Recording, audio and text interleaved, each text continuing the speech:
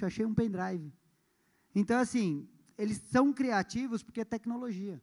Mas, ó, não vamos nos estender, né, Evandro? Porque porque o especialista da noite, isso, a gente... né, o professor Antônio Newton, um dos maiores especialistas nessa área de blockchain, de contratos inteligentes, é professor, é engenheiro, formado aqui pelo ITA, atua no gerenciamento de projetos de novas tecnologias em empresas globais. Ele vai falar um pouquinho, vai passar o currículo dele, ele vai explicar para vocês aquilo que é hoje, talvez, uma das tecnologias que vão revolucionar aí o que a gente conhece hoje sobre consenso, contratos e tudo mais.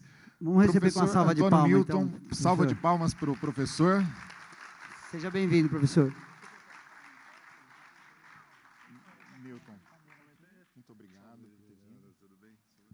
Vou colocar ali, né? Enquanto o Newton vai colocando aqui...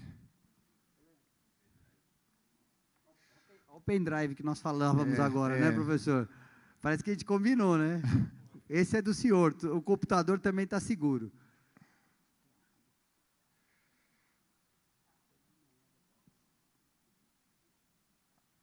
Para você que está assistindo em casa também, no final da palestra hoje, vamos tentar dar uma olhadinha, né? A gente sempre procura ver as mensagens que você está deixando.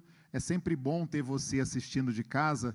Aparentemente, a gente tem esse público que está aqui no auditório, mas tem também centenas de pessoas assistindo dos nossos cursos EAD.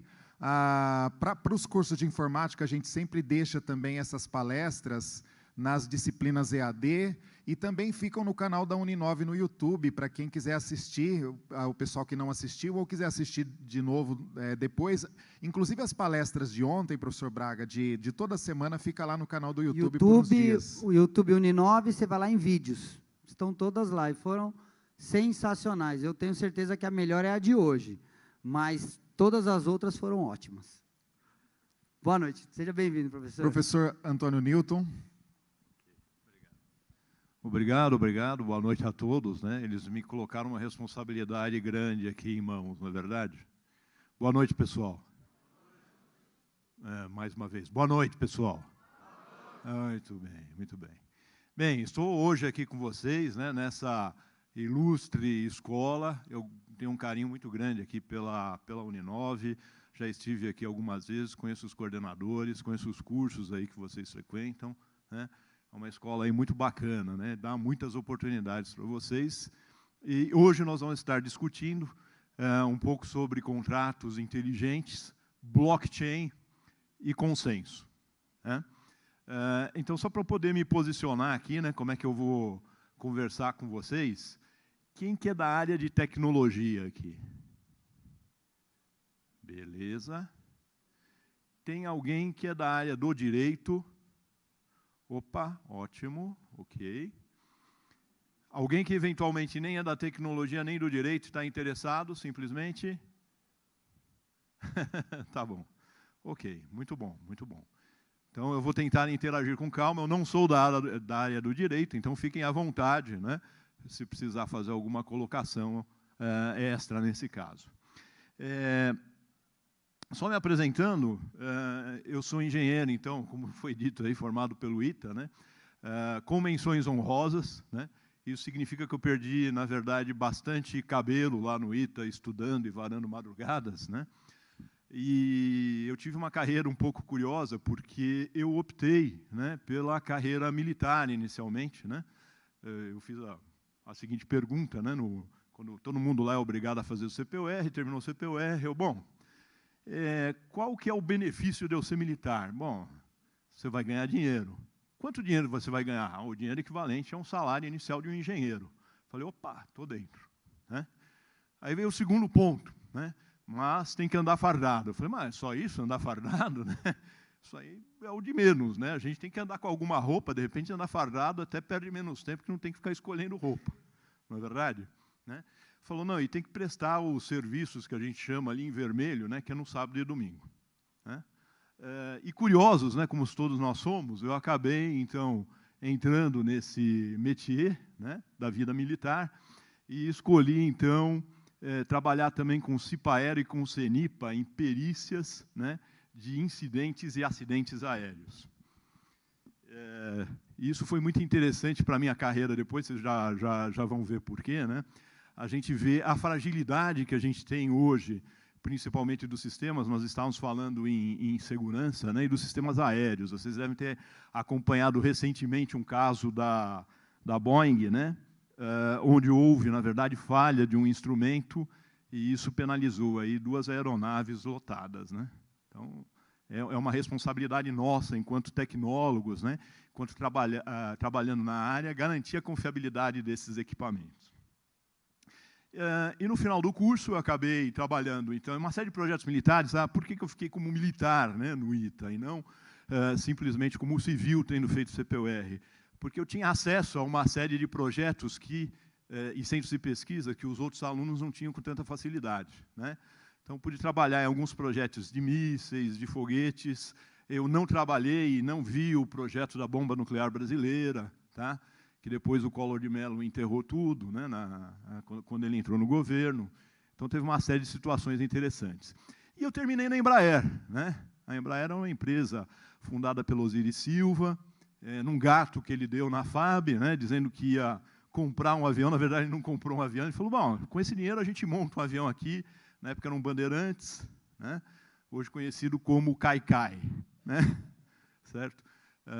Bem, eu fiquei na Embraer um tempo, trabalhando num caça da OTAN, né, e que equipa hoje a FAB e a Marinha também, e aí resolvi dar uma guinada de carreira, né? Assim como vocês, eu também era muito procurado, ou tinha muitas oportunidades entre as multinacionais e bancos, né? São os que mais contratam aqui no Brasil. Eu acabei seduzido por essa vida de multinacional, entrei, então, na área industrial, na área de tecnologia, e não saí mais, né? E sempre gostei de atuar como professor, né? Professor, pesquisador. Então, durante todo esse período aí de 30 anos, foi muito enriquecedor, né? Porque eu pude sempre exercer aí as 2 vias, né? Que é um troço muito gostoso, estar com vocês e, ao mesmo tempo, tomar essas ideias, esse ambiente fértil que a gente tem aqui, e levar isso para um ambiente industrial, um ambiente, às vezes, de empresa, que é meio careta, né?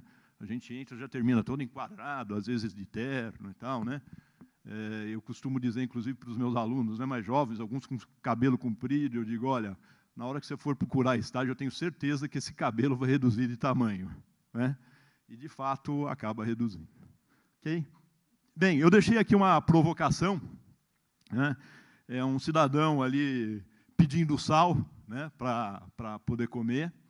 E, bom, ele está lá, né, comendo, no segundo quadrinho, no terceiro, bem, olha, eu quero, né? E aí tem um camarada, um sistema do outro lado dizendo assim, já eu sei, você quer o sal, mas é que eu já estou bolando um sistema genérico, né, que você possa pedir o sal, a pimenta, etc., né? E aí ele reclama, pô, mas peraí, já faz 20 minutos que eu pedi o sal, eu também estou levando em consideração, o sistema diz, né, o tempo de resposta que eu estou levando aí, né, que eu vou ter reclamações ou não, né? Isso é só uma paródia com o ambiente, muitas vezes, que a gente vive hoje, né? Às vezes você diz, puxa, se não fosse tão automatizado, seria mais rápido até, né? E, na verdade, é isso que a gente busca, às vezes, fazer o contrário. Mas, quando entram novas tecnologias, o blockchain é uma delas, né? Muitas vezes a gente tem que parar, pensar, né? E nem sempre os primeiros sistemas são os sistemas perfeitos. O que eu preparei hoje para vocês, né? O que eu imaginei? Primeiro, a gente investir um pouco de tempo desse espaço aqui que nós estamos dividindo para entender o que é o blockchain, né? O blockchain, ele é a base das criptomoedas, e, portanto, eu vou falar, então, um pouquinho em criptomoedas, vocês vão entender o porquê, o blockchain. E, tendo esse entendimento do blockchain, vocês vão entender que a questão do consenso do blockchain, ela é uma ferramenta essencial para a gente operar com criptomoedas e com questões diferentes das criptos, como, por exemplo, né, os contratos inteligentes, que de um tempo para cá, vocês vão ver que esse assunto não é tão novo, mas de um tempo para cá, isso passou a chamar muito a atenção, né? Por que não automatizar os contratos usando também essa tecnologia, né?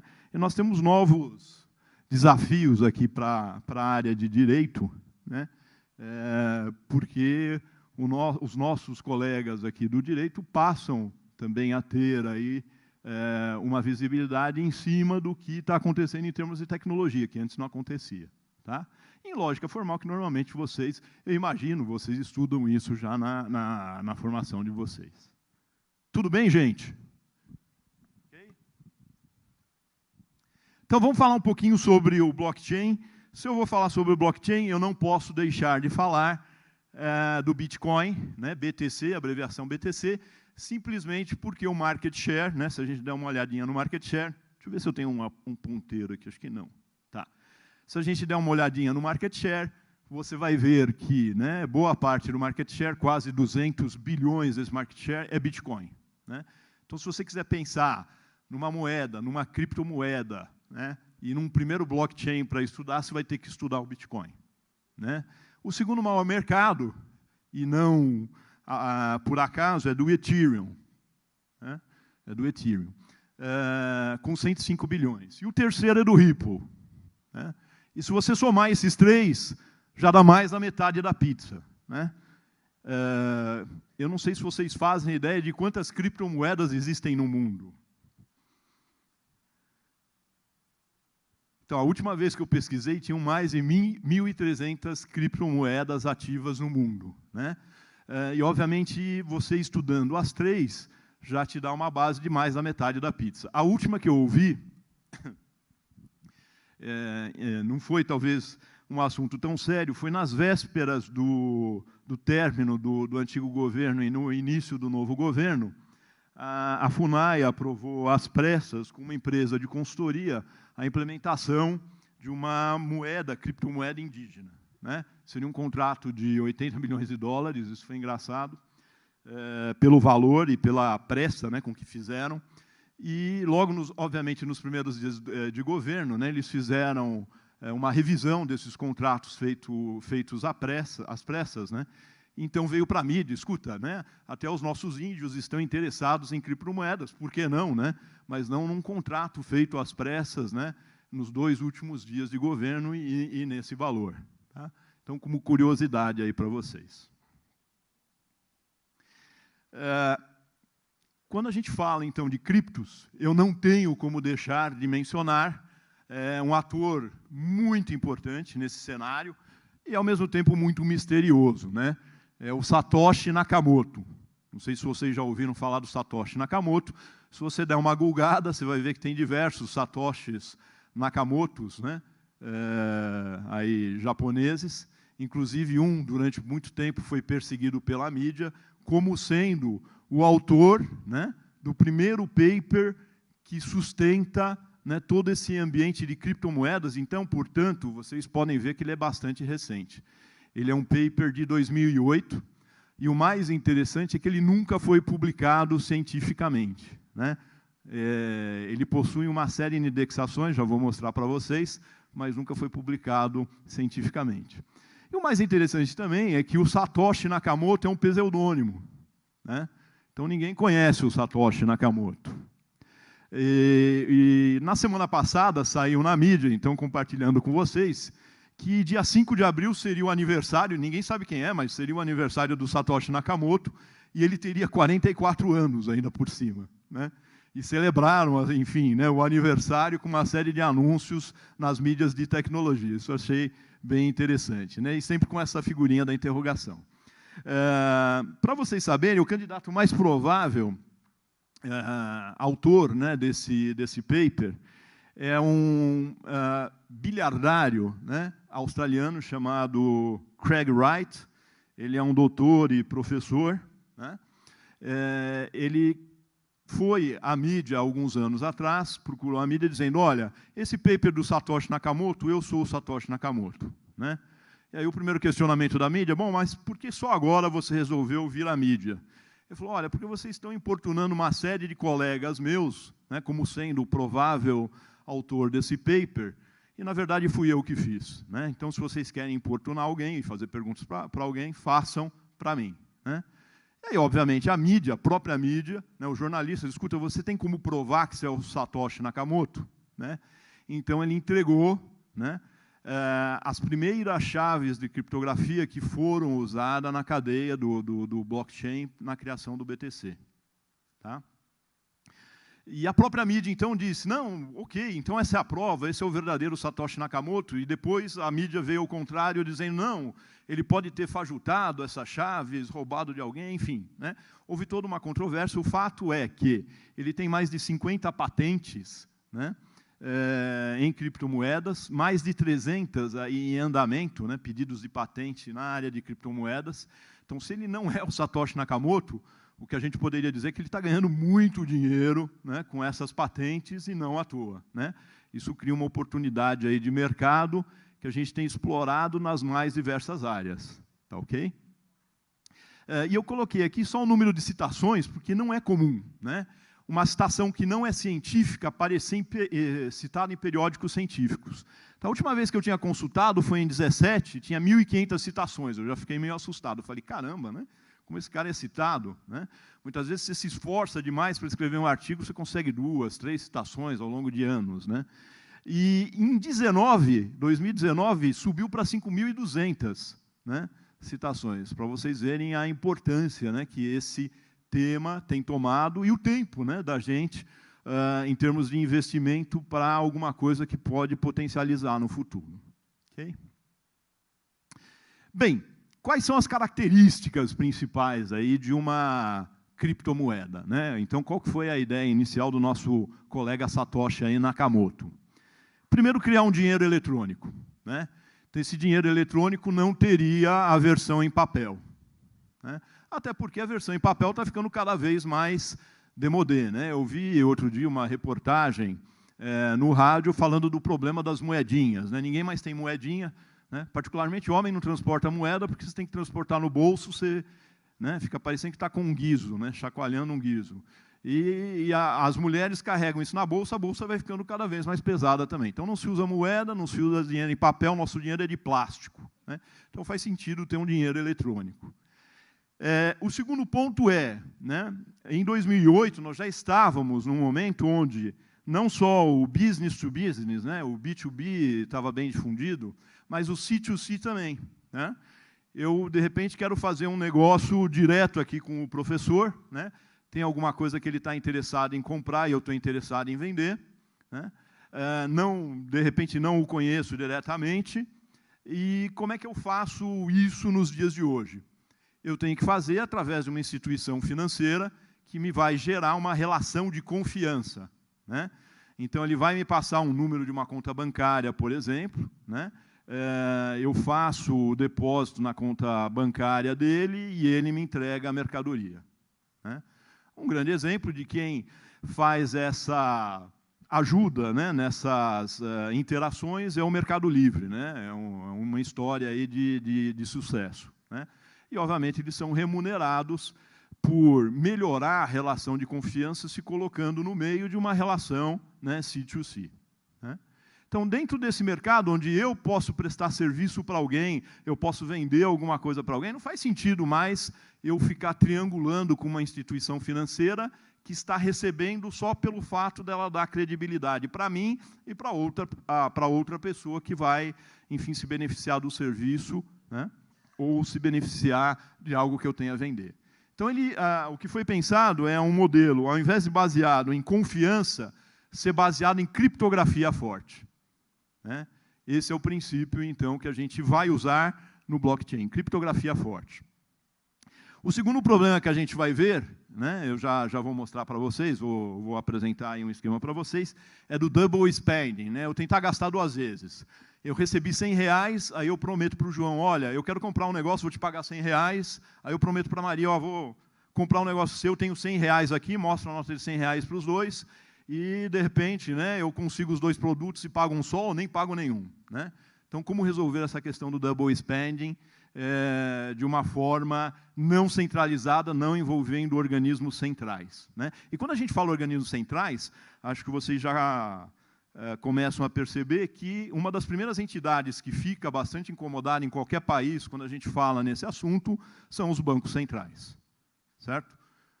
E aí a gente pode discursar só sobre Banco Central para poder ter um melhor entendimento disso, né? E as transações, elas têm que gerar, a gente vai ver, uma prova de trabalho, né? Uma prova de trabalho, porque elas têm que estar localizadas temporalmente, né? Por exemplo, esse resultado que eu posso vender ou entregar a nota de R$100 que eu tenho para 2 pessoas diferentes, né? Como é que eu resolvo isso? Como é que vocês resolveriam?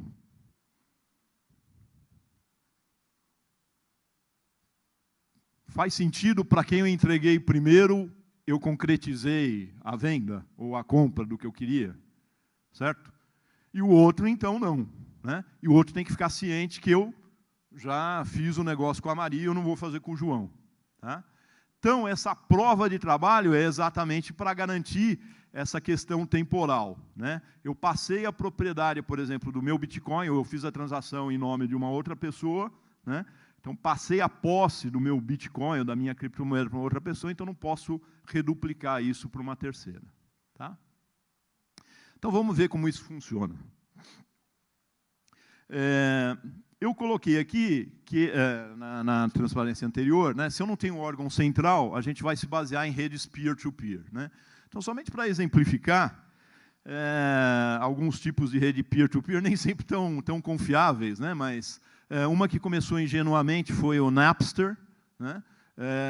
Simplesmente um aluno de faculdade tentando colaborar com os colegas, né, músicas que ele tinha, e quando ele foi ver, isso é a história que ele conta, né, isso extrapolou os domínios da faculdade, né, e um monte de pessoas estavam realmente fazendo download de música sem respeitar, por exemplo, direitos autorais. Mas é um exemplo de rede peer-to-peer, porque você subia um software no seu computador, estava ligado à internet, ele mapeava as músicas num diretório que você queria compartilhar, e você poderia fazer o download de outras músicas que estavam em outros computadores, né? Um sistema interessante.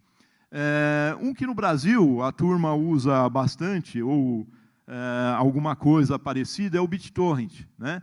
Então, você quer baixar, às vezes, algum software que não existe mais no mercado, né? Outro dia eu precisava fazer uma demonstração de DOS, né? Disk Operational System, né? Talvez alguns nunca ouviram falar nisso. E aí, onde eu vou procurar isso? Então, eu fui procurar no BitTorrent, né? E o BitTorrent, então, você simplesmente faz o download na sua máquina, você sobe como um nó da rede, né?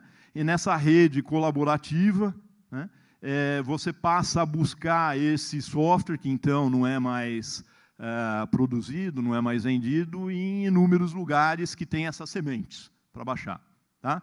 Então, esses são exemplos de rede peer-to-peer, tá? Esse mesmo princípio, então, de rede peer-to-peer é usado, né, para sustentar as criptomoedas. Então, você, na sua casa, você pode usar o seu equipamento né, que está, de repente, ocioso, para participar dessa rede de criptomoedas? Pode. Tá? E muitas vezes eu recebo uma questão, né, que é, puxa, mas isso funciona porque a gente ouve lá que os chineses têm dezenas de milhares de computadores em um data center, né, operando com criptomoedas. Se eu deixar a minha máquina operando com criptomoedas, eu vou ter algum benefício? Vai, porque o sistema é colaborativo, né? Obviamente, você não vai ter o benefício das dezenas de milhares, mas vai ser proporcional à máquina que você está expondo nessa rede. Beleza, pessoal? Tá? Então, avançando um pouquinho, essa é uma definição que eu achei bem legal, tem no Wikipedia, né, já, uma definição bem acertada do que é criptomoeda, né, e desses conceitos que a gente falou, né? Só voltar um pouquinho. Aqui mostrando o gráfico do Bitcoin, então compartilhando com vocês o que aconteceu em 2017, né? Então, em 2017, no final do ano, houve um pico de inflação do Bitcoin, né? E muitas pessoas entraram num efeito que a gente batiza de efeito manada, isso a gente usa também para o mercado de ações, né? Olha, está todo mundo comprando, então eu vou comprar também, que esse negócio vai valorizar cada vez mais. Tá? Então, foi o que aconteceu, ele chegou aqui no Brasil mais ou menos 60, 62 mil reais lá para o final do ano. Né? E aí, quando a gente estava nesse processo, eu achei muito interessante que eu tive tomei um café com outro colega no ITA que trabalha na China, né? A gente se encontrou, e aí ele, né, conversando comigo, eu falei, olha, eu estou operando com criptomoedas e tal. Ele falou, pô, cara, mas você é um otário, né? Eu fiquei meio chateado com ele, assim, como assim otário, né? Ele falou, olha, isso é obviamente, né, uma bolha, né? Você não conhece a história das tulipas? Até o Isaac Newton caiu, né, na história das tulipas. Que, na verdade, era uma grande, a gente chama aqui no Brasil de pirâmide, né? Então, os coitados que entram por último acabam pagando todos os outros. Isso sim é uma bolha, ela estoura, né? Ela tem um pico ali de expectativa e depois todo mundo cai na real que, putz, eu não vou ganhar mais dinheiro com isso, e isso cai num patamar de desilusão e normalmente termina por aí, né? Termina por aí. E aí a minha vontade, né? Obviamente, como estudioso da tecnologia do blockchain e do Bitcoin, eu olhava a xicrinha de café que tinha na minha frente e o rosto desse meu amigo e dizia assim, será que vai caber dentro da xicrinha, né? Se eu apertar bem, né? Que eu fiquei muito bravo com ele, né? E aí nós ficamos mais ou menos umas 2 horas, né? Fazendo discussões sobre o que é tecnologia e o que não é. Eu não consegui convencer ele, ele também não conseguiu me convencer do contrário, né? Mas o fato é que, se você olhar só para esse ano, né, de 2019, e você der uma olhada na curva aqui do Bitcoin, eu puxei de uma das operadoras de Bitcoin aqui no Brasil, que é a Mercado Bitcoin, né? Podem ter pequenas variações de uma para outra, e a gente pode usar isso a nosso favor também, a gente chama de arbitragem. Você vai ver que a gente estava numa rampa de R$15 mil, e atualmente nós estamos ali em torno dos 20, né? E aí eu desafio a você a me indicar uma aplicação financeira que tenha rendido tanto nesse começo do ano, né? Ainda mais com o governo novo entrando, né? Um pico de expectativas que não está sendo atendido, né? A gente vê o que aconteceu com a Bolsa, quando ele anunciou, o nosso novo presidente Bolsonaro anunciou a questão do óleo diesel, né? A Bolsa caiu, certo? Então, eu desafio vocês a pensar um pouco nisso, né? E não é só na questão da valorização da moeda que a gente pode trabalhar. Mas a questão ela é uma tecnologia que veio para ficar, gente, tá? E a gente costuma dizer, quem estuda esse assunto, o único perigo é da gente desmontar o blockchain, que dá sustentação, né? Essa rede de computadores que dá sustentação para as criptomoedas, né?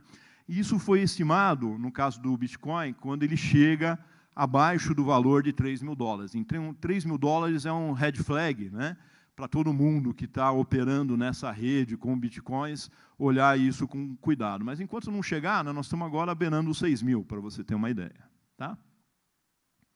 Muito bem, né? Ainda falando um pouco... Por que eu estou falando sobre a moeda, né? Porque a moeda baseia o blockchain. Não só, né, se eu quero operar com contratos inteligentes, só para vocês entenderem, né? Usando o blockchain, cada operação que eu faço de contrato no blockchain, eu gasto um pouquinho de dinheiro em criptomoedas, tá? Então, é importante a gente saber para onde isso está caminhando. Enfim, para terminar, nós temos mais 2 aspectos. Nós já temos mais ou menos 18 milhões de bitcoins minerados, né? Alguns perdidos, alguns dezenas de milhares perdidos em hard disks que foram mal armazenados, né, com as senhas, eu vou explicar isso daqui a pouquinho, né? Mas, enfim, o limite estabelecido é 21 milhões. Esses 21 milhões devem acontecer, no caso do Bitcoin, a projeção é para 2021, 2022. Nesse momento vai haver um pico de inflação do Bitcoin, né? Nós vamos ter um efeito manada de todo mundo querendo comprar, né? E aí, se você tiver bitcoins, é o momento que você vai ter para vender, né? E outras criptos, né? Eu estou falando muito do Bitcoin, e aí você diz, não, mas eu posso diluir o meu risco com outras criptomoedas. Esse é um tema, né, em paralelo que a gente poderia ficar discutindo, mas as criptos, elas são muito baseadas na troca de moedas inicial com o Bitcoin, do Bitcoin para uma outra moeda, né? Então, se você olhar esse mercado como um todo, é um mercado que acaba se dividindo, né? Então, quando varia o preço do Bitcoin, você acaba olhando do Ethereum, acaba variando da mesma forma, o Ripple da mesma forma, né? Então, você não está diversificando, comprando moedas diferentes necessariamente, tá? A não ser que você tenha mapeado muito bem as estratégias e as correlações matemáticas aí. Ok? Muito bem. Um outro aspecto é a terceira lei da tecnologia, que a gente chama, né? Então, explicando rapidamente para vocês. Primeira lei da tecnologia, né? É a tecnologia que você compra porque você gosta de tecnologia, né? Um exemplo de empresa que trabalha dentro desse aspecto é a Apple, né? Quem compra, por exemplo, um aparelho Apple, não é simplesmente porque quer usar um celular, é porque ele gosta de tecnologia, né? E ele vai recomprar a Apple porque ele gosta daquela tecnologia embarcada, né? Segunda lei que a gente tem é a lei da escassez, né? Então, um grande exemplo da lei da escassez é a Ferrari, né? Então, a Ferrari, vem aquela história, é fabricada só lá na Itália, à mão, porque é um produto personalizado e tal. Tudo isso é uma grande pataquada, né? Se você quiser, você instala unidades industriais em outros países, você tem condição. Mas você não venderia uma Ferrari tão cara e você não teria uma fila de milionários dispostos a serem entrevistados para ver se vão poder comprar ou não uma Ferrari, né? Certo? E a terceira lei da tecnologia, essa afeta todos nós, né? Toda vez que eu tenho um negócio ligado à internet, né? E esse negócio está trocando informações entre os nós, a valorização é com o N quadrado de usuários ou de nós que você tem nessa rede, tá? Esse primeiro princípio, esse terceiro princípio, me desculpem, ele ficou bem evidente quando o Facebook tentou comprar o Waze, né, oferecendo $1,5 bilhão, né, para os israelenses, 3 engenheiros israelenses. Só que eles queriam que os israelenses mudassem para a Califórnia, os israelenses disseram não.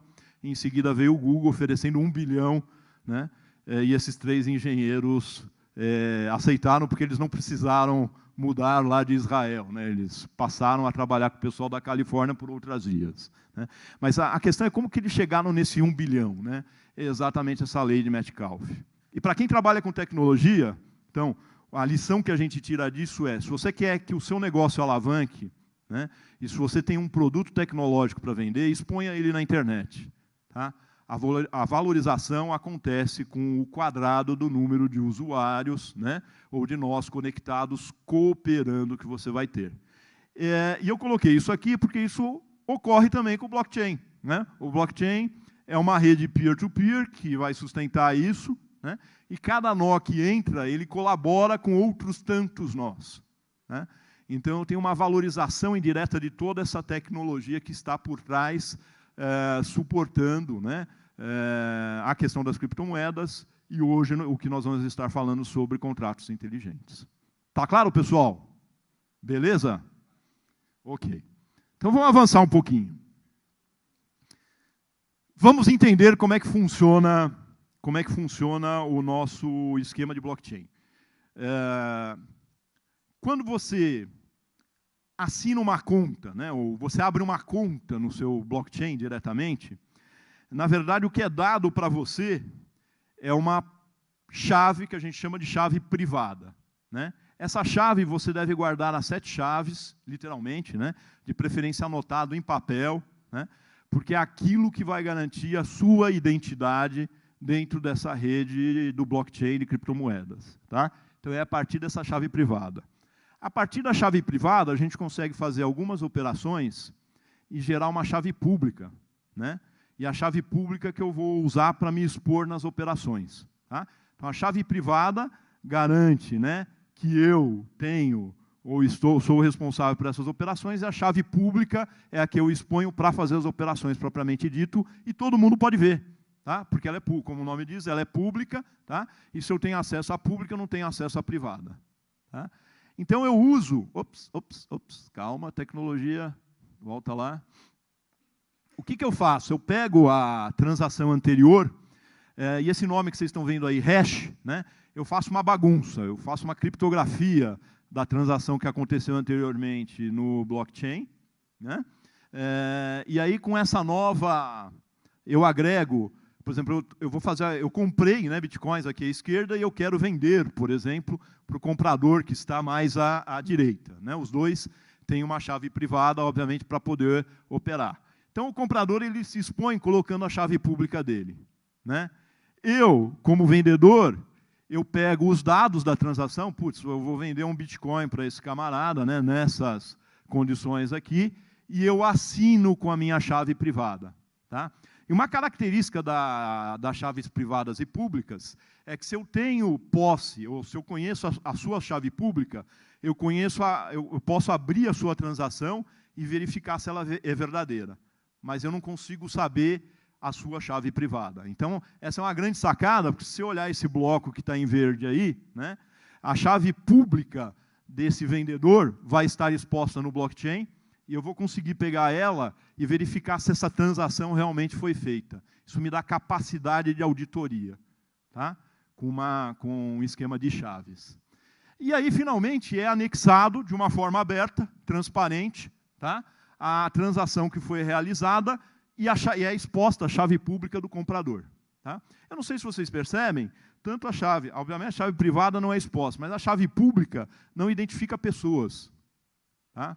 Então, se eu obedecer direitinho esse processo, eu consigo rastrear o que está acontecendo com chaves públicas, mas eu nunca consigo atrelar uma pessoa. Nunca consigo atrelar uma pessoa. Né? Agora há pouco vocês estavam falando, né, de questões de segurança.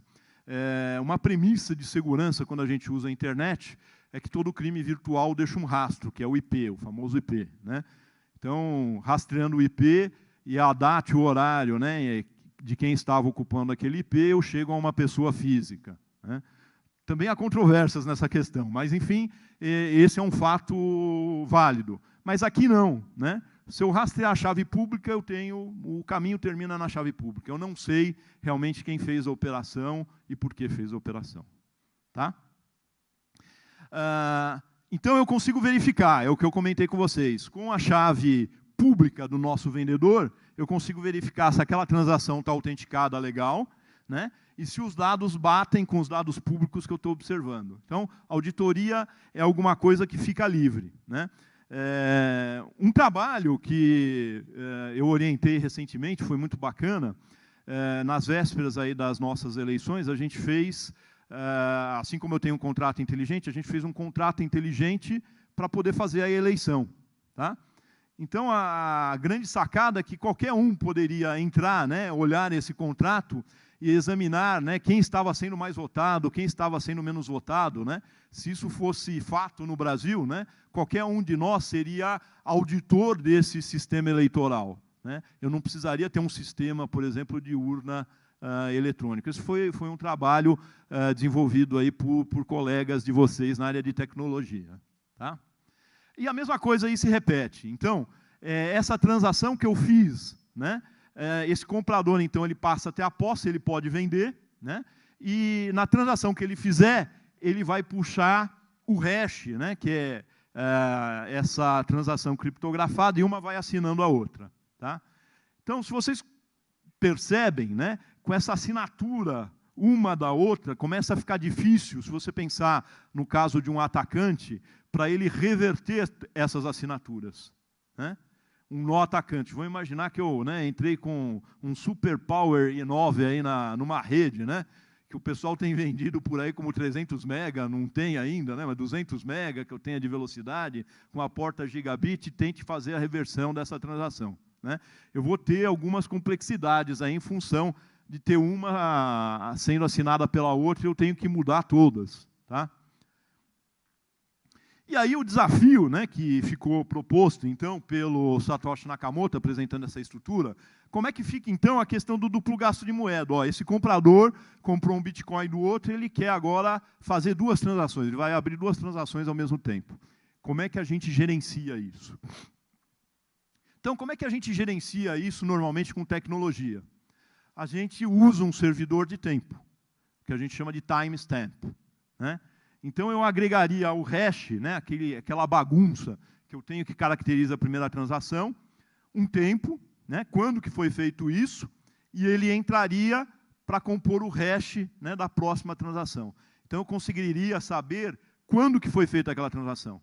E a primeira transação que foi feita, se eu tenho um Bitcoin, e eu estou tentando passar esse Bitcoin, a posse desse Bitcoin, para duas pessoas diferentes, né?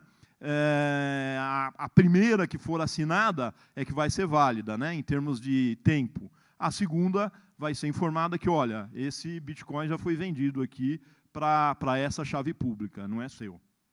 Tá?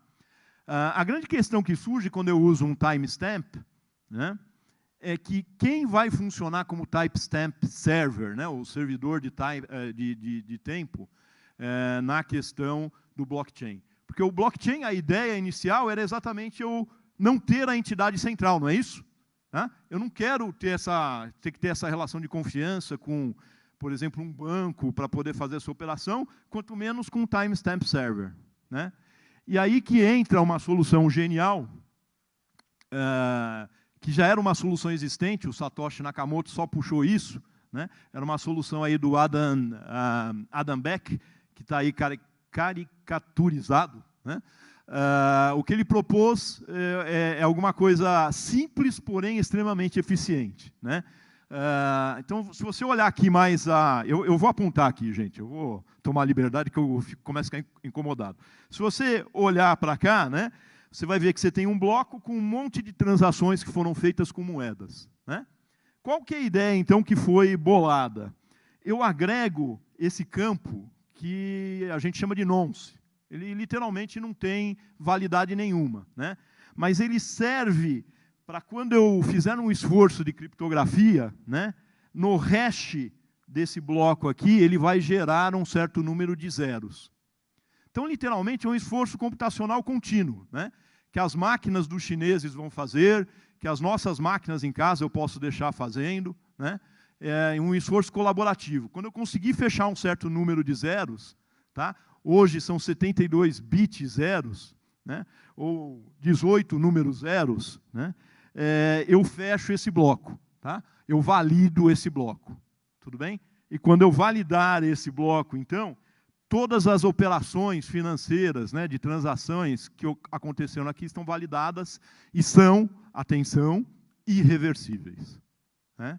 Então, uma coisa que acontece no sistema financeiro hoje, por exemplo, eu entro num sistema de compra qualquer, entro, sei lá, nas lojas americanas, faço uma compra com o meu cartão de crédito, né? E a seguir eu posso ligar para a minha operadora de cartão dizendo assim, não fui eu que fiz a transação. Tá? Então, isso causa um desgaste, né? Porque aí eu vou assinar uma cartinha dizendo, não fui eu que fiz a transação, né? Como é que fica isso para as lojas americanas? O fato é que tudo isso gera uma inflação no sistema, né? A gente tem que ter mais dinheiro de forma a compensar essas partes dessa possível, né, essa possível fraude que eu mesmo posso gerar no sistema, né? Aqui não. Uma vez validada a transação, ela é irreversível, né? E aí, então, uma atenção aos advogados, porque quando a gente implementa um contrato nesse formato aqui, uma vez ele validado, né, ele é irreversível também. Tá? Em direito, eu sei que a gente gosta muito de fazer aditivo de contrato, né? A gente negociou mais alguma coisa, vou preparar um pequeno aditivo do contrato, a gente anexa e chuchu, beleza, né? Estamos com um novo contrato aí operando. Então, o aditivo não existe nesse ambiente, né? O aditivo é você descartar o teu contrato antigo e bolar um novo. Ok? Tudo bem, pessoal? Tá? Então, eu vou fazer uma pequena pausa aqui no micro, para mostrar para vocês, eu vou entrar no blockchain, só para mostrar a cara do blockchain. Vocês já viram o blockchain? Já entraram no blockchain? Quem já entrou no blockchain aí?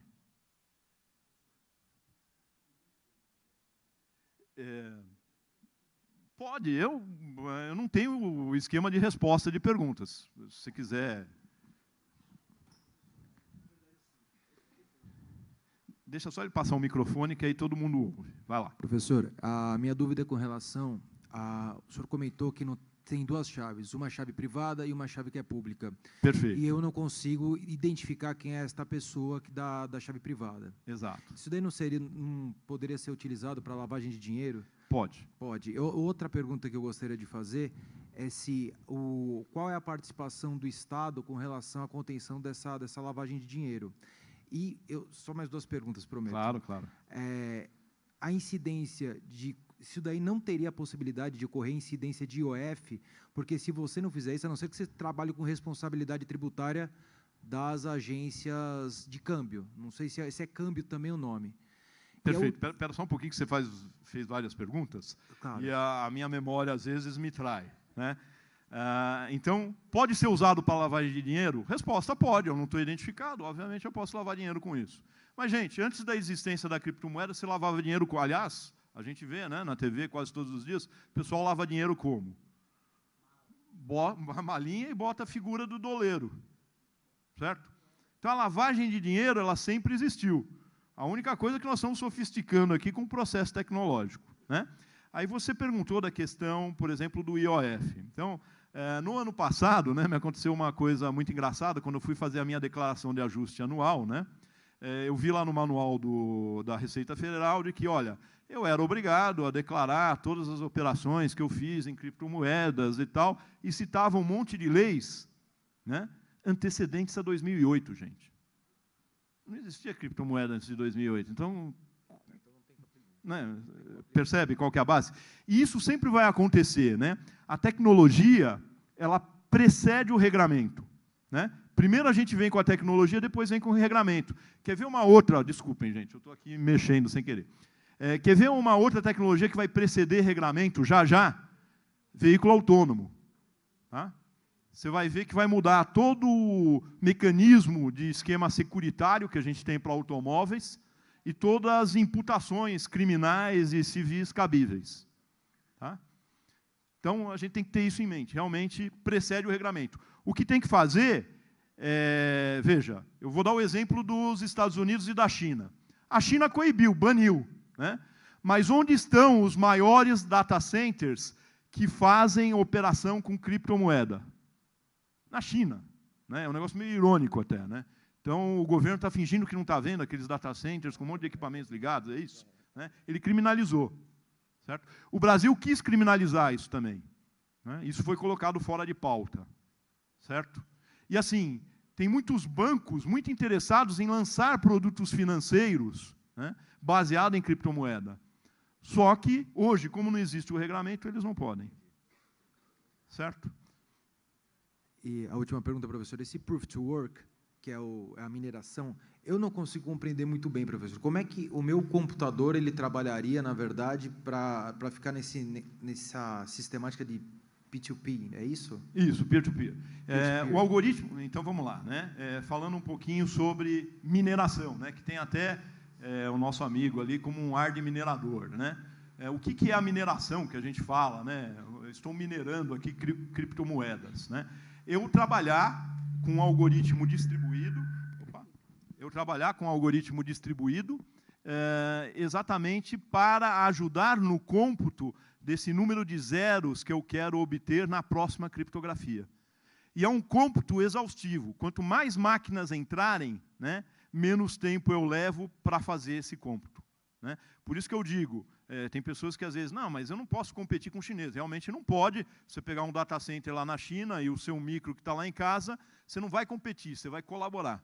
Né? O algoritmo é colaborativo. Enquanto você está testando algumas chaves para tentar fechar esse número de zeros, lá na China estão testando, só que, né, em muito maior velocidade.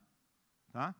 E óbvio que os ganhos são proporcionais à velocidade. Quando você fecha um bloco hoje, eu vou mostrar aqui no blockchain para vocês, os mineradores são remunerados, isso é dividido, 12.500 bitcoins.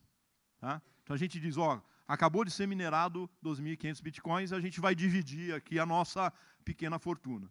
Então, quem tem maior poder de processamento, fatura mais, obviamente. Quem tem menos, fatura menos. Tá? Isso tudo é ponderado pelo algoritmo do blockchain. Ok?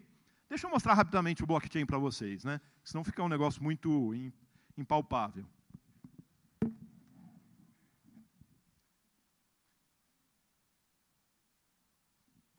Deixa eu só ver se eu tenho internet aqui. Tem. Está abrindo. Eu gosto de usar esse explorador do blockchain, né? Deixa eu só ver se ele abriu aqui. Só um instantinho. Isso. Esse explorador ele é bacana porque ele me permite ver o status do blockchain do Bitcoin, o status do blockchain do Ethereum, né? Que são as duas principais. Tá? Então, a gente pode ver algumas informações gerais aqui. Por exemplo, como é que está a variação de preço médio, né, no mercado de um Bitcoin, 5.111, né? Eu falei 6.000, 5.111 dólares. qual que é a taxa de hash rate, né, que a gente está conseguindo fechar esses hashes. Tá? Tudo isso eu consigo dar uma olhada. Inclusive, alguma coisa que acontece aqui, ó, esse mempool são as transações que ainda não estão confirmadas. Tá? Então, obviamente, quanto mais processamento entrar aqui, eu diminuo o tamanho desse mempool. Né? E eu consigo, inclusive, ver o tamanho médio. O legal dessa ferramenta aqui é que eu consigo, sei lá, vamos ver como é que está o tamanho médio. Cadê meu mouse? Espera aí, aqui. O tamanho médio dessas transações. Né? Ele me traz rapidamente o gráfico aqui. Tá? Então, como é que está a fila de transações? Então, vocês veem que tem picos, né? Tem oscilações aí. Isso, obviamente, depende do comportamento do mercado, das pessoas que estão efetuando transações, etc. Okay? Deixa eu voltar, só para a gente... aqui. Eu vou um pouquinho aqui para baixo, porque aqui eu tenho os últimos blocos que estão sendo trabalhados. Tá? Então, por exemplo, esses são os últimos blocos do blockchain. Né?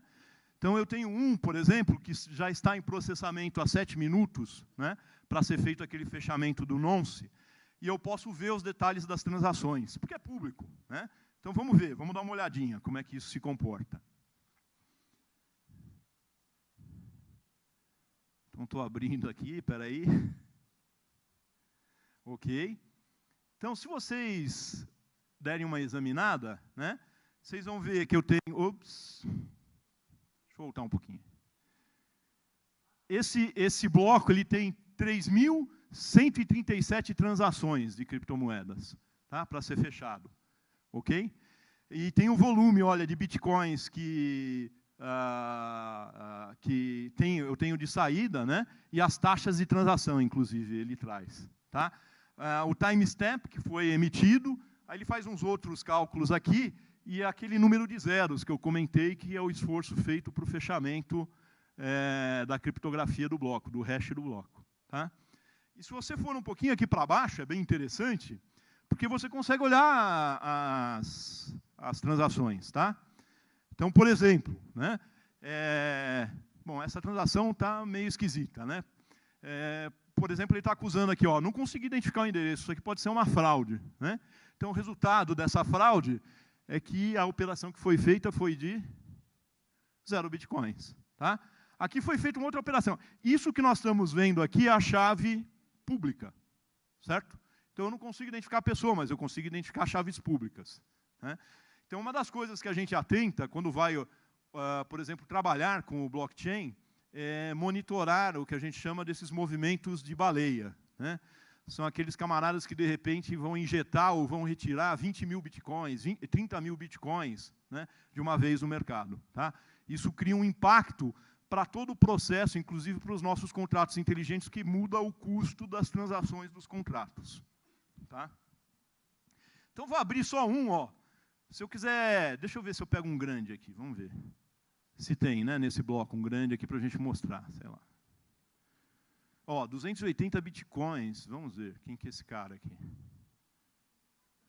Número de transações, 30. Ó, né? Ele recebeu... Não, peraí, 30 nada, né? 30 mil, né? Desculpa, o vírgula aqui é vírgula, né, na notação americana. 30 mil bitcoins, você coloca o nosso valor de mercado aí, que está quanto mesmo? 20 mil, né? Você dá uma estimada de como é que a pessoa está jogando com a chave dela, né, nessa rede aqui, certo? E assim, muitas vezes a gente fica monitorando, né, essas chaves públicas, você vê nitidamente, pela velocidade de transações que acontece no intervalo de tempo, que é robô trabalhando. Tá? Então tem muita implementação de robô, e você vai dizer, mas por que não tem robô à venda aí no mercado? Por que será? Né? Pessoal, está visto? Né? A mesma coisa eu posso fazer para o Ethereum. Ok? Isso aqui foi só para dar um appetizer aí, né? Esse link fica aí para vocês. Né? Ops. Eu vou voltar aqui para o nosso bate-papo. Está claro o que é o blockchain? Né? Mostrei para vocês. Né? Aquele monte de números é a chave pública. Daquela chave pública não sai mais nada. Né? O que aconteceu, por exemplo, há 2 anos atrás na China, foi que um senhor ele movimentou muito dinheiro, né, no mercado chinês, de uma forma ilegal, e, ao mesmo tempo, apareceu muita movimentação, né, no blockchain, tanto no Ethereum como no Bitcoin. E aí, obviamente, os policiais chineses, né, tentaram fazer o relacionamento entre os dois e tentar uma confissão do cidadão. Olha, confessa aí que essa chave pública é sua, né? Certo? Vou enfiar palitinho no meio dos seus dedos, das unhas, aí para você dedar para mim que foi você, né? Certo? Mas, enfim, ninguém consegue fazer isso. Vamos lá. Entendido o blockchain? Mais alguma questão que vocês queiram fazer sobre o blockchain? Tudo bem? Tá? Pois não. Ó, tem uma questão ali. Né? Que o blockchain é a base. Se você entendeu o blockchain, agora a gente vai para a parte de contratos inteligentes. Eu tenho certeza que vocês vão entender a ideia e sair satisfeitos daqui. Pois não. Você poderia explicar mais uma vez o que é o timestamp? Ah, sim. O timestamp, nesse caso, é um proof of work que a gente usa. Né? É a mineração, e aí simplesmente é agregado ao bloco, se você olhar aqui, né? É agregado ao bloco uma referência de tempo, né? Não é isso que é o predominante, é uma referência de tempo, que é a referência UTC, né? Que a gente usa normalmente, né? O tempo lá em Londres, ok? Mas isso aqui não precisa ser uma referência precisa, porque, na verdade, o que está valendo é a validação do bloco. Né? E aí você vai dizer, mas se a minha transação não for validada, paciência, aí você faz de novo. Tá? Se ela não foi validada, pode ser porque aconteceu em algum momento um double spending por alguma das partes. Ok? Respondido? Beleza. Então vamos lá, vamos avançar um pouquinho aqui. Isso aqui é só para mostrar, né, algumas das soluções. Eu tenho certeza que o professor Evandro também pode falar disso, né? Enfim, né? Isso aqui é uma foto de um data center lá na China, né? Então a gente fica olhando, nossa, coitado do meu micro lá em casa, né? A minha placa de vídeo, normalmente a gente joga esses algoritmos para rodar na placa de vídeo, processamento paralelo, né? Competindo com todas essas máquinas, né? Por exemplo, na China. E aí vamos lá, para cálculos de segurança, né? O blockchain é seguro? Vocês estão confortáveis com o que eu apresentei? Então, só mostrar dois gráficos aqui bem rapidamente, né? Normalmente, isso aqui é um processo matemático, eu tento identificar um processo de ataque no blockchain, né, como alguma coisa conhecida. Nesse caso, a gente consegue reduzir, eu não vou entrar em detalhes, mas no problema de ruína de um jogador frente a um cassino. Tá? E com isso a gente consegue alguns gráficos interessantes. Tá? Vou mostrar um deles só. Né? Aqui o gráfico da esquerda, eu estou trabalhando com você imagina eu tentar reverter 5 blocos. Tá? E aqui eu estou colocando a minha probabilidade de reversão. Né? Vamos imaginar que eu tenho máquinas suficientes, tá, para fazer frente às máquinas que estão minerando. Tudo bem? Se a minha probabilidade for pequena, a minha chance de êxito é 0. Tá? Se eu conseguir aí 30% ou mais de capacidade de vencer, né, de capacidade de processamento, eu começo a conseguir fazer a reversão de 5 blocos. Tudo bem? Está entendido? Né? E aqui é o mesmo gráfico sendo apresentado para 10 blocos e para 100 blocos. Né? Conclusão que a gente chega nisso. Eu tenho que ter capacidade de processamento. Horas. Vamos olhar, né, essa informação que eu puxei aqui de fevereiro de 2019. O que ela está dizendo para a gente? É uma estimativa, mas a mineração, né, o processo de mineração para manter o blockchain, né, já gasta mais energia do que 175 países. Certo? Se você for olhar a fila, eu coloquei lá, mas a gente não precisa perder tempo, só 25 países, né, gastam mais energia do que a gente está gastando hoje com mineração. Então, é energia para chuchu. Então, se eu quiser reverter, eu tenho que ter essa capacidade de máquina gastando essa energia. Vocês percebem? Como não é um negócio simples, e, portanto, como o blockchain é confiável, tá? Em função disso. Isso a gente tem que ficar de olho. Ok? Mais alguma questão? Pois não. Tem uma questão aqui. Boa noite. Eu queria saber como o processamento quântico pode interferir nisso, já que... Boa. Processamento quântico é um negócio muito novo. Tá? Os primeiros resultados estão saindo agora.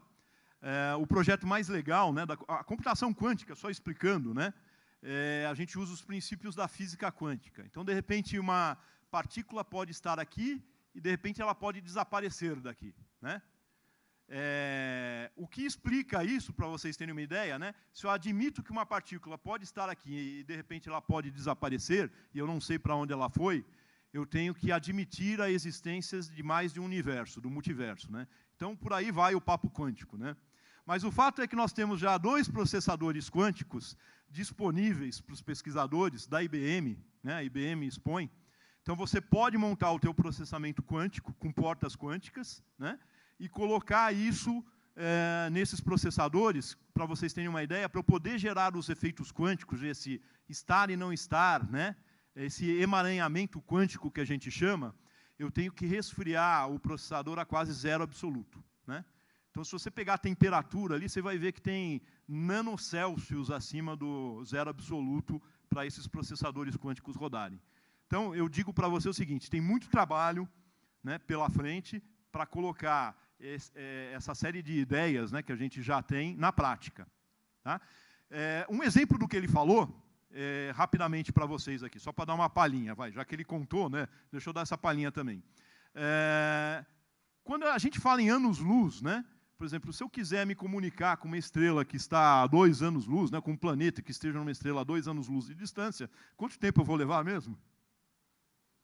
2 anos, né? É a velocidade que a onda lá leva para chegar. Se eu usar os princípios de emaranhamento quântico, e essa é uma teoria que começa a surgir, né? De repente, o que eu mexer aqui pode mexer ao mesmo tempo lá. E eu posso fazer uma comunicação, né, intergaláctica, né, sem esse delay imposto não, né? Mas, assim, exposto pelo Einstein em sua teoria. Tudo bem? Vou parar por aqui, né? Senão a gente vai falar muito sobre isso. Bem, então vamos lá, né? Moedas. Bitcoin é interessante porque é o original, então é interessante conhecer o blockchain. O Ethereum, ele já nasceu, né? O pessoal com um pensamento um pouco mais amplo. Escuta, se eu consigo ter um livro de registro de transações, será que eu não conseguiria ter um livro para registrar qualquer coisa? Né? Em particular, coisas que estão acontecendo, ou objetos de contrato, e como é que eu vou mexer nesses contratos. Tá? Então, o Ethereum ele já nasceu com essa facilidade. Tudo bem? Hoje a gente tem um ecossistema de moedas que tem essa facilidade. Mas, se a gente abordar o Ethereum e os princípios, né, de contratos inteligentes para o Ethereum, a gente aborda todas as outras. Tá? Então, aqui eu coloquei só uma figura para ilustrar, né, uma série de operações que a gente faz no dia a dia, mediante contratos formais ou informais. Né? Posso chegar lá na quitanda do seu Zé e comprar, né, uma dúzia de maçãs e ele vai me vender lá por X reais. Né? Aconteceu ali, né, objeto do contrato as maçãs, e eu tenho uma transação, um contrato informal que eu fiz, verbal, né, na verdade, que eu fiz, e eu paguei por isso. Né?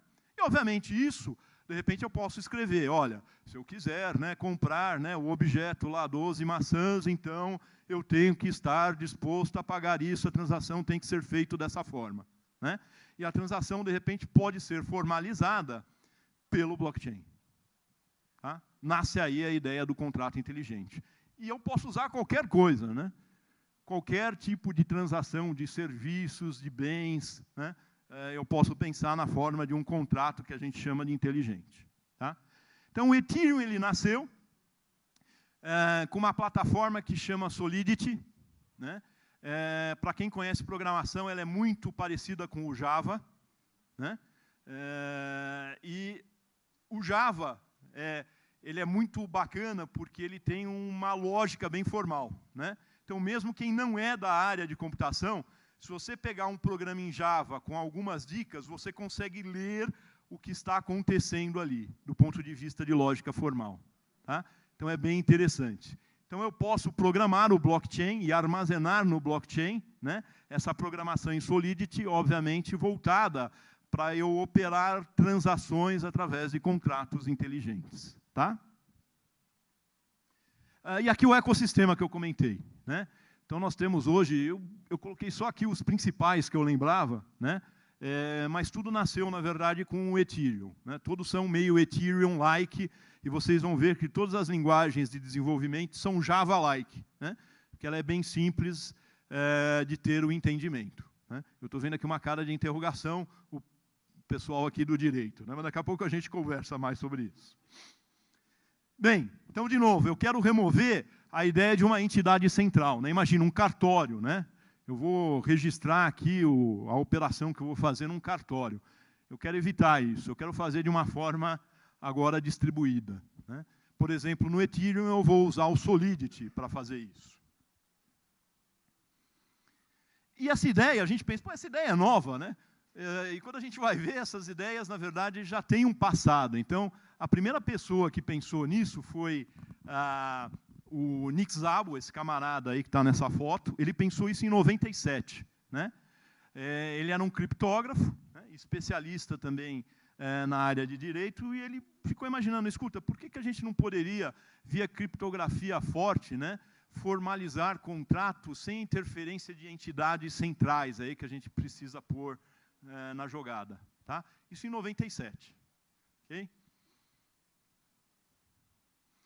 E aqui cabe só destacar, né, o que é o contrato eletrônico, né, que é bastante comum hoje, versus o que é o contrato inteligente, né? O contrato eletrônico normalmente é aquele contrato que a gente chama de... Puxa vida, o pessoal do direito me ajuda aqui. Aqueles contratos que aparecem ali que eu não tenho muita opção de mudar nada. Contrato de adesão, obrigado, né? Então, é simplesmente um contrato de adesão, né? Você vai lá, eu aceito, se você não aceitar, você não tem o serviço, né? Então, quem é da área do direito sabe que esse contrato é questionável, né? Mas, enfim, você vai lá, faz a adesão das cláusulas e pronto, esse é o contrato eletrônico, tá? O contrato inteligente é mais do que isso, tá? É mais do que isso. Então, ele vai ficar distribuído no blockchain, né? E dando um exemplo do próprio Nick Szabo, né? Ele pensou numa geladeira aqui, né, que está gelando aí refrigerantes, e de repente eu quero pôr moedinhas para ganhar uma Coca-Cola, ou ganhar, o que ele pôs ali, uma água, né? Então ele pôs uma descrição em lógica formal, né? Isso aqui a gente consegue transformar rápido, né? Ou ver rápido uma linguagem de programação aqui, né?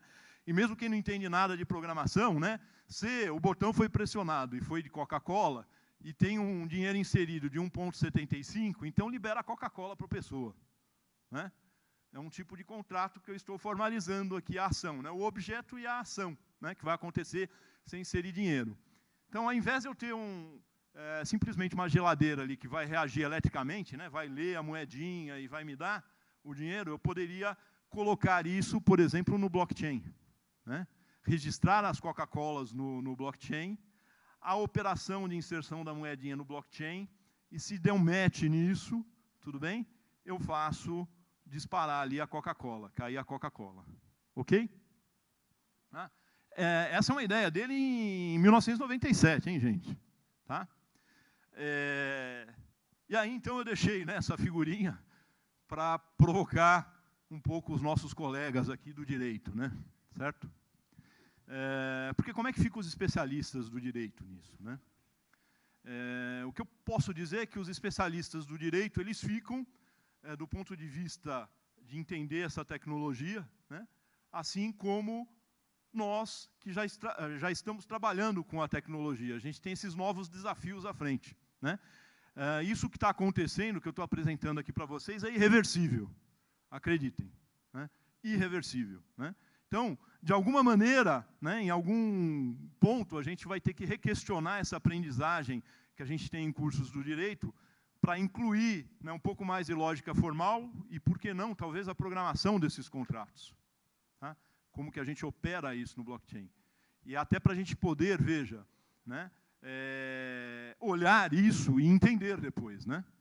Porque quem é, de repente, da área de direito pode olhar e dizer assim, putz, mas agora eu tenho que entender de programação, né? Então, obviamente, toda a tecnologia traz uma série de benefícios, mas tem algumas consequências, né? As consequências é que a gente tem que aprender um pouco mais de lógica formal, tá? E a lidar com isso, ok? Tá? E aí, então, como exemplo, né, como é que ficaria o caso aqui do Bob, que quer vender o carro para a Alice, né? Se a gente for pegar a forma tradicional, né, o Bob colocaria um anúncio que ele quer vender o carro, né? A Alice viu o anúncio, ficou interessada e foi lá, assinou uma proposta, um compromisso lá de compra e venda. Só que, né, esse compromisso de compra e venda, esse contrato, né, ele tem que passar por uma série de órgãos aí fiscalizadores, né? A gente sabe bem como isso funciona, tá? A gente tem que fazer esse trâmite junto, né, a autoridades, como o próprio nome diz, né, que vão ter o poder de chancelar se essa operação é válida, se ela é lícita, né, e consumar, né, essa venda do carro do Bob para a Alice. Tudo bem? Essa é a forma tradicional. Como é que ficaria isso, por exemplo, de uma forma eletrônica, talvez, né? Então, olha, o Bob ele quer vender, né, o carro dele. Ele cria um contratinho eletrônico e posta, por exemplo, né, lá no blockchain do Ethereum, né, usando a chave pública do carro, né? Diz assim: eu, Bob, aliás, ele não se identifica, eu, né, chave pública tal, quero vender o carro, chave pública tal, que está, deixa eu ver se ele pôs aqui, que está no locker, né? Ele pôs um carro ali, pôs um locker. Esse é um novo negócio que depois a gente pode comentar também, né? Pôs o carro num locker e o locker só vai ser destravado se a gente fechar esse contrato. Isso eu pus como cláusula contratual, tá? E a Alice, que ficou interessada, né, ela simplesmente, pô, bacana, né, 20 mil, pô, um preço justo, olha, né, esse carro aqui parece interessante. Ela formaliza essa venda, né, e essa formalização de venda, via o processamento distribuído aqui da rede, né, vai dar para a Alice, né, a posse, né, da senha que ela tem que usar para destravar o locker e ter a posse do veículo. Tudo bem? Entenderam o exemplo? A única questão que eu faço para vocês é onde é que ficam as autoridades legais, né? Certo? Então, esse é um fato que a gente tem que discutir. Como é que a gente colocaria, por exemplo, um Detran aqui, mas sem que ele interfira? Desculpa. Pois não. Oi, meu nome é Deise, eu faço direito.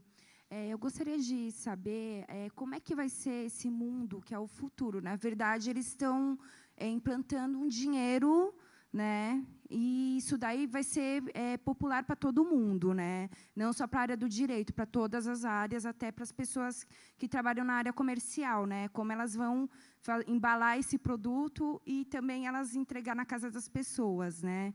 E eu queria saber o seguinte: dentro da área do direito, você falou do contrato, tudo mais. Eu vi que tem uma área falha, né, que precisa ser incrementada, assim, estudada, até mesmo que o colega falou sobre lavagem de dinheiro, etc. E também eu queria saber essa parte de segurança, um hack entrar, por exemplo, na sua conta e pegar todos os seus bits e, de repente, você vai ver, não tem nada. Só isso que eu queria saber, essas duas perguntas. Repete a primeira. Desculpa, rapidamente. A parte da evolução no mercado com as pessoas comuns, né? Eu já conheço isso, eu acho super interessante. E como vai ser essa novidade, esse mercado, para as pessoas se adaptarem.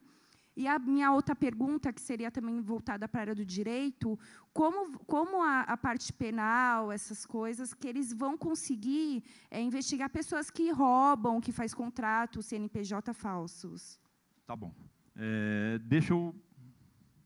Esqueci a primeira já de novo. Essa é a famosa memória de barata, né? Puxa vida. Você perguntou como é que as pessoas vão aprender. Gente, isso é algo que transcende, inclusive, né, as nossas salas de aula hoje, né?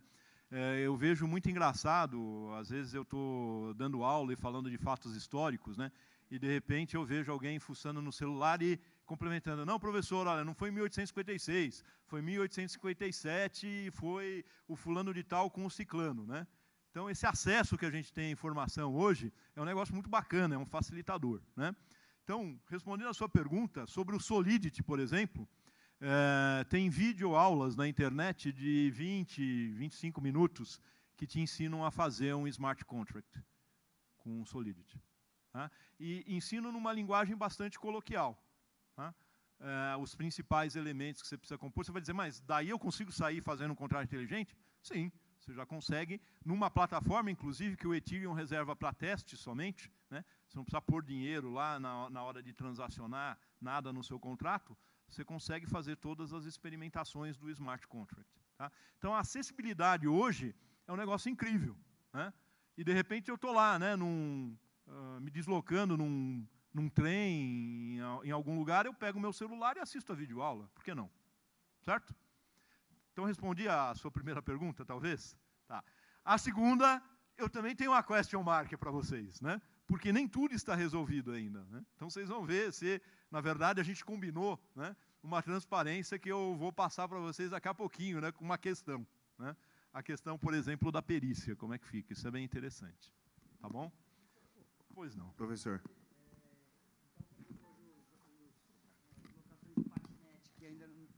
As locações de patinete, de bicicletas, eles usam esse sistema apenas, não tem validação do Estado.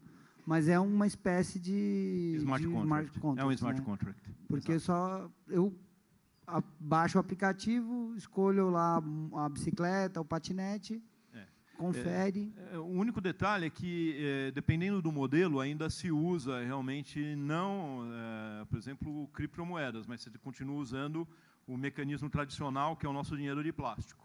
Tá? Aí você colocou uma instituição financeira na jogada para poder fazer a autenticidade, né?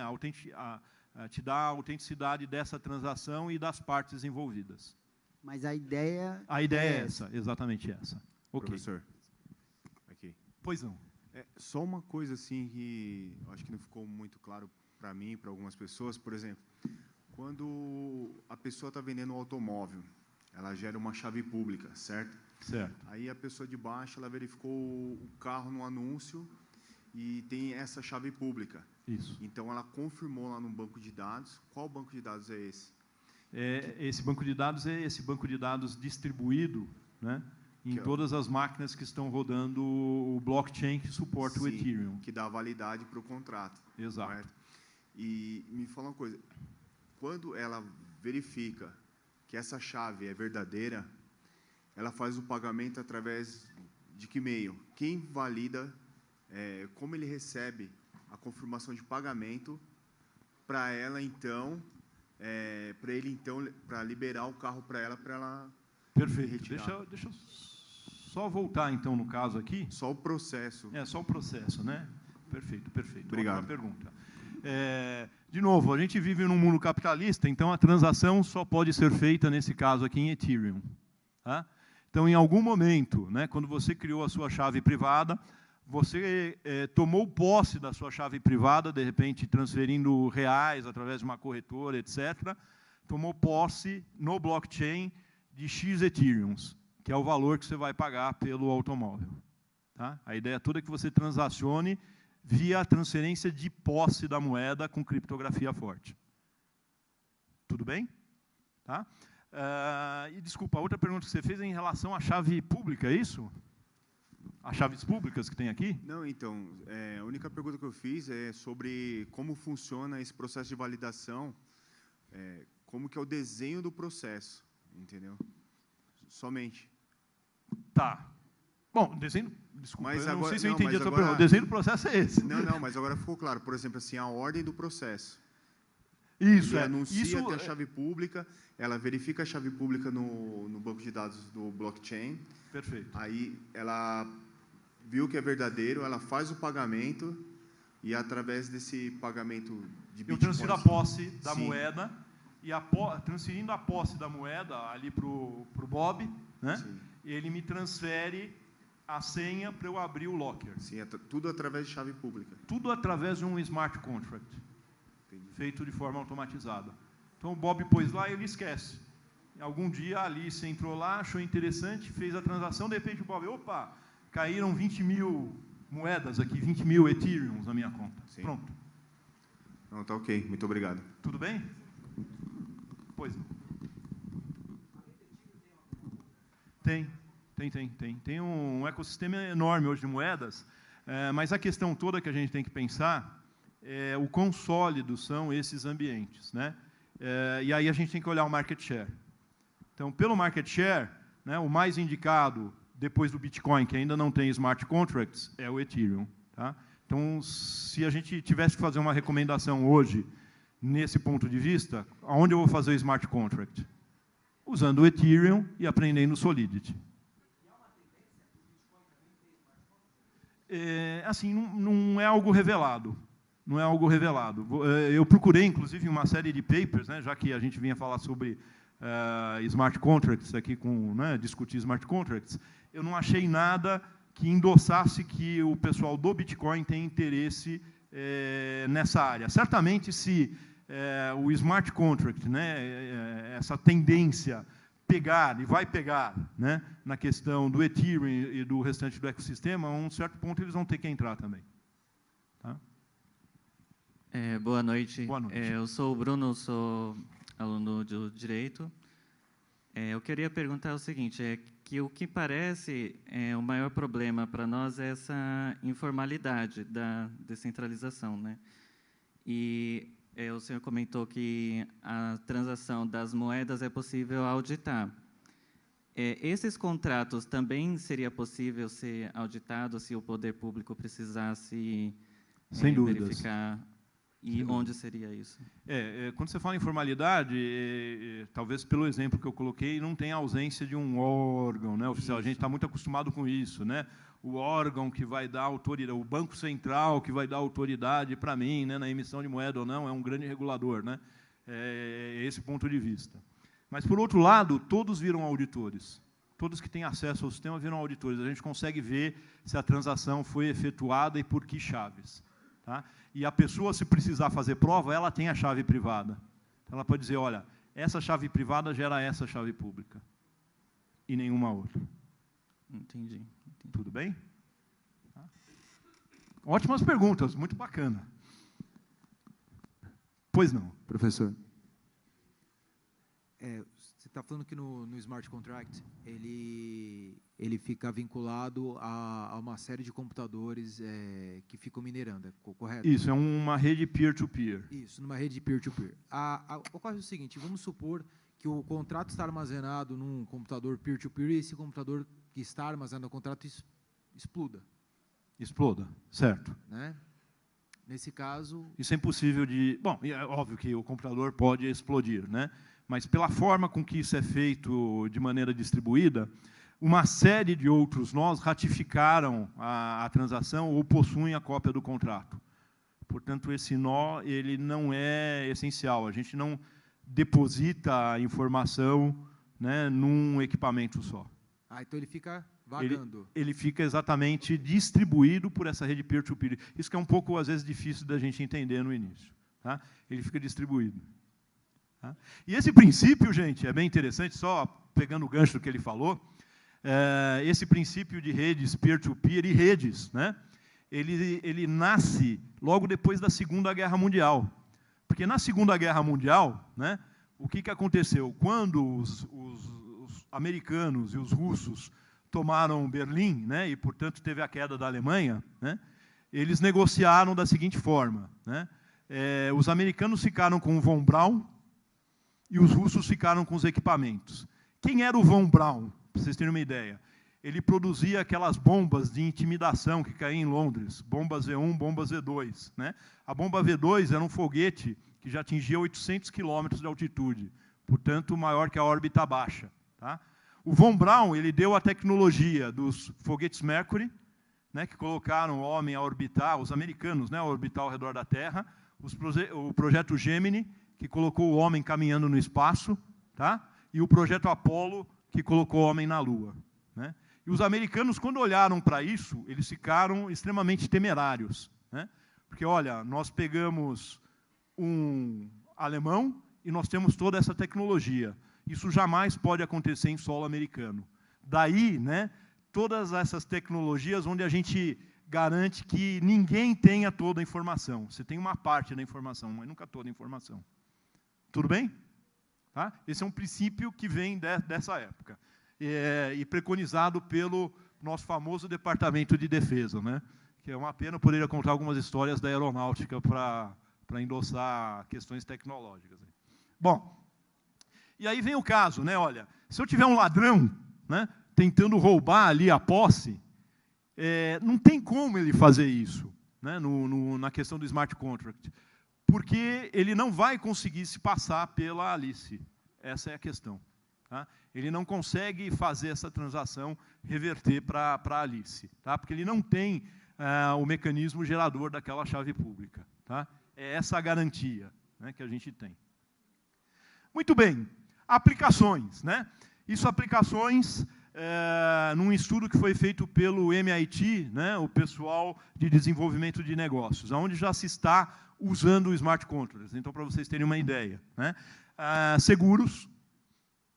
Faz sentido, se você pensar, né, usar smart contracts. Internet das coisas. Né? Hoje a gente tem uma série de dispositivos mandando informações para entidades centrais, só que a gente não tem assinatura.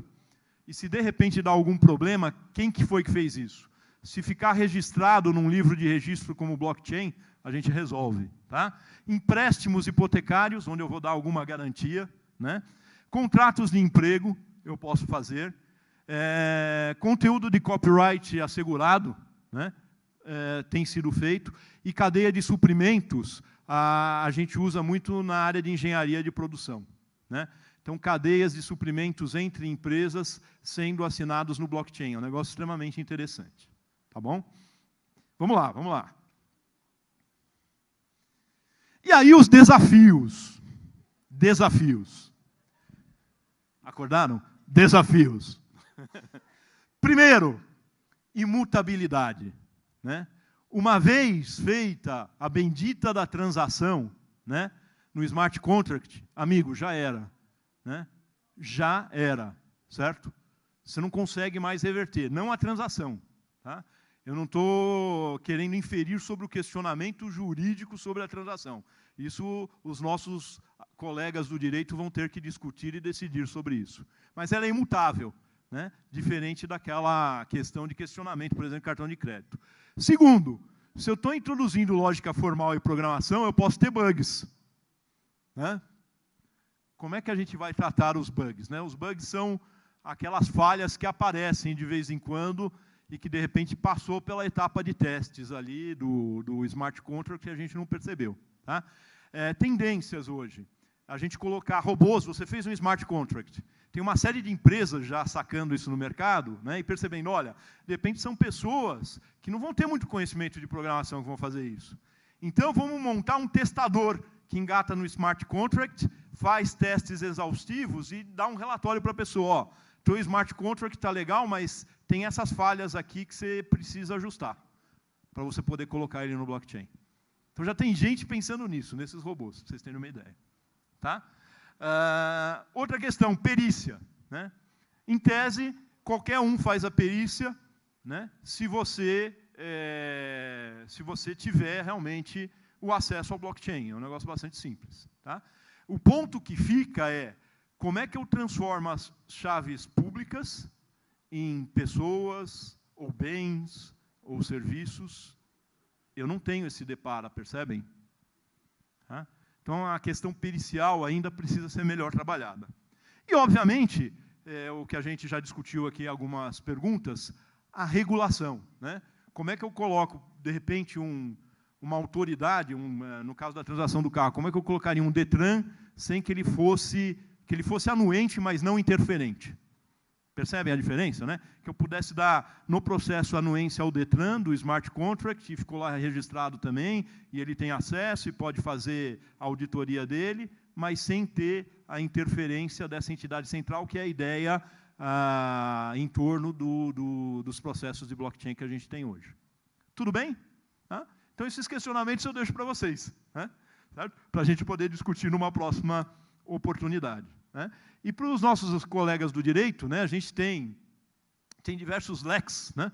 Então, a gente tem um outro agora que vocês vão ter que estudar mais, né, e pelo menos entender um pouco mais, que é o de criptografia. Né? Quando a gente fala em criptografia forte. Tá? Bom, e aqui, finalmente, né, a gente terminar com uma piadinha, por que não? Né? É uma senhora vendo lá, né, olha, contratos, né? Escreva com palavras escrever com palavras ninguém vai entender, né? Ou seja, você vai ter que aprender a usar a lógica formal e não mais aquela linguagem natural que muitas vezes a gente usa em contratos e às vezes fica dúbio. Ok? Pessoal, muito obrigado. E eu abro para perguntas eventuais que existam aí. Ok? Muito obrigado, gente.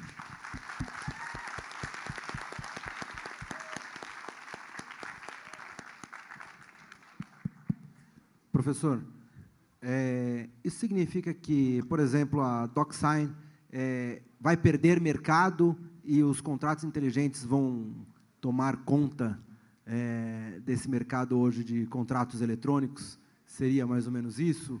Tem uma disputa no mercado aí, né? Porque são diferentes, né? São plataformas diferentes. Perfeito, são plataformas diferentes. Eu só não consegui entender ainda por que, né, os mentores do blockchain, lá o Craig Wright, né, como a gente apresentou, não estão pensando nisso ainda, ou se já estão pensando, mas de uma forma disfarçada, porque isso não está disponível em papers para a gente poder ler.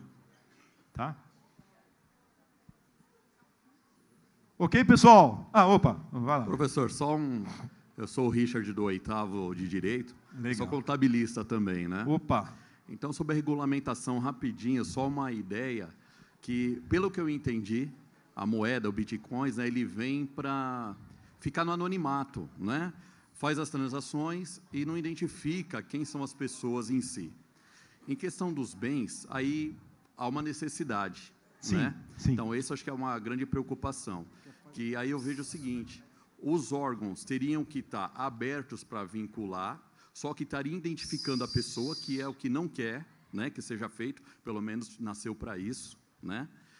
E para fazer essa regulamentação, eu vejo que assim, ou os órgãos terão que ser abertos para você fazer a vinculação com o CPF da pessoa, porque deverá ser identificado, ou terá que ser aberto livre, ou seja, mudar totalmente o conceito de bens e registro hoje. Perfeito. Professor, antes de responder... Perfeita a sua colocação. Antes de responder, pessoal, quem estiver saindo, por favor, mantenha silêncio. Já é bastante deselegante com o nosso convidado. Agora, por favor, mantenham silêncio. Muito obrigada. Por favor, professor. Okay. Perfeita a sua colocação, né? Eu não trouxe aqui, porque não era o objeto, né, da nossa discussão na noite de hoje, mas sim, já existem cases da ONU, né, em alguns países, onde o sistema cartorário está sendo testado, né, usando o blockchain.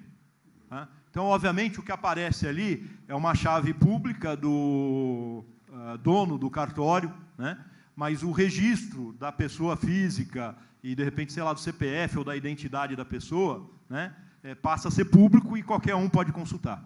Sim. Porque pequenos valores é tranquilo, você pode fazer sem problema nenhum. Grandes valores, bens imóveis...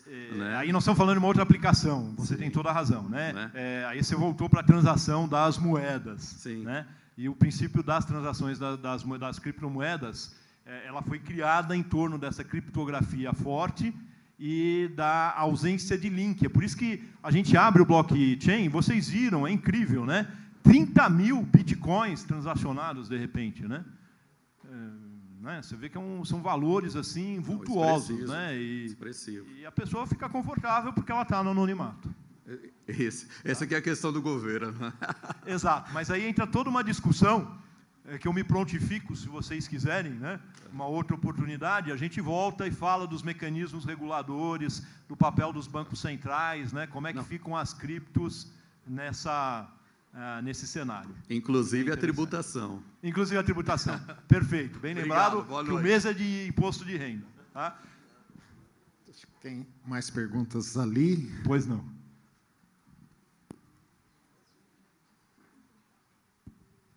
Em questão de escalabilidade, se a gente fosse implantar o blockchain aqui no Brasil para fazer as eleições, o Brasil tem 140 milhões de eleitores. Será que o blockchain daria conta de tudo isso? Sim, muito mais. Muito mais. Você diz escala... Escalabilidade. Muito mais. Quantas transações, mais ou menos, a Regitério consegue fazer? Veja, eu não sei se a gente não consegue uma análise direta do número de nós, né, operando. Eu consigo, pelas transações abertas, dar uma mapeada.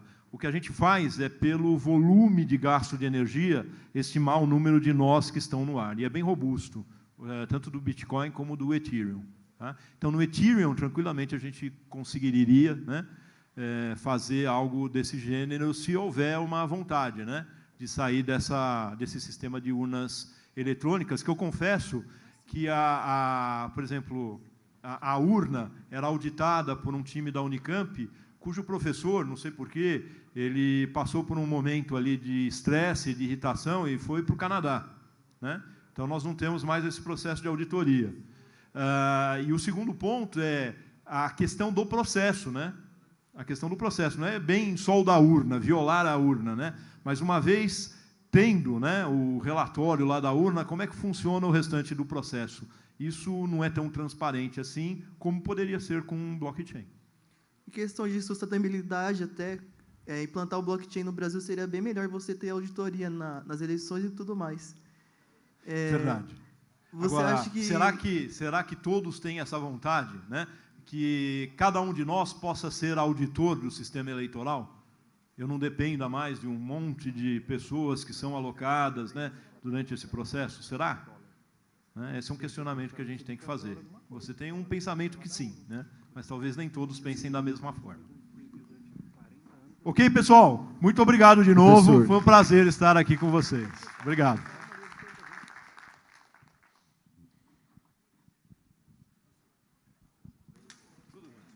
Braga, você quer falar ou a gente já dá para você?